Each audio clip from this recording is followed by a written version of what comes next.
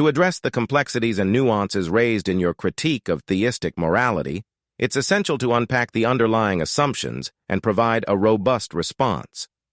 Here are some key points. God's reasons and morality.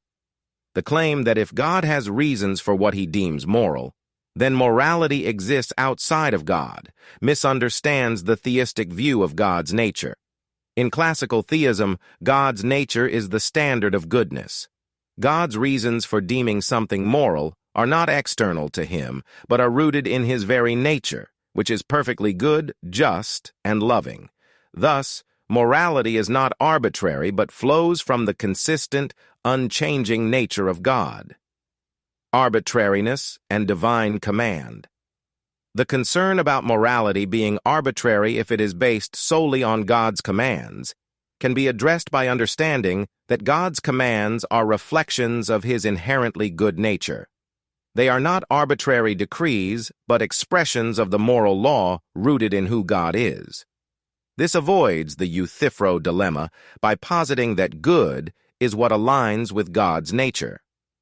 Biblical context and interpretation.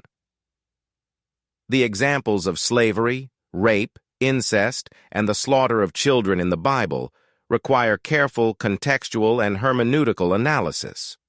For instance, slavery in the ancient Near Eastern context was vastly different from modern conceptions of slavery.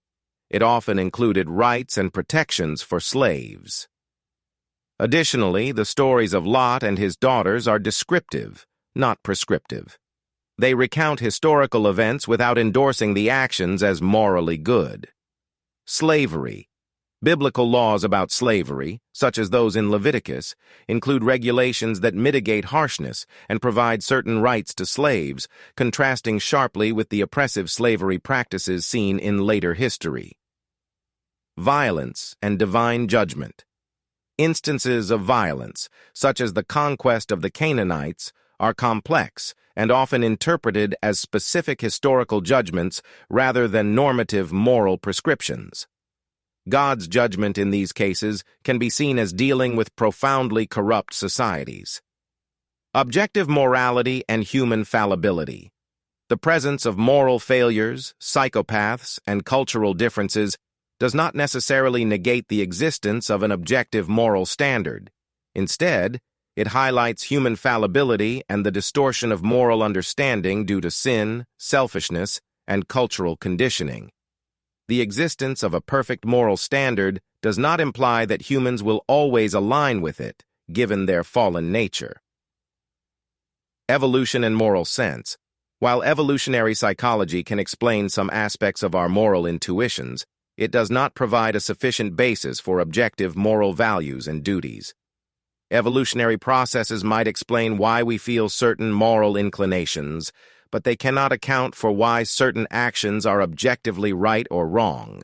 For instance, the widespread intuition that torturing children for fun is wrong cannot be adequately explained by evolutionary survival mechanisms alone. The role of empathy and society. While empathy and social well-being are important components of human morality, they are not exhaustive. Many moral principles, such as justice, mercy, and love, transcend mere survival and well-being. These principles point to a higher moral order that evolution alone cannot fully explain. Perfection and human morality. The expectation that a perfect source of morality would result in a perfect human morality overlooks the reality of human free will and the impact of sin. Theistic belief holds that God has endowed humans with free will, allowing them to choose good or evil. This freedom necessarily entails the possibility of moral failure.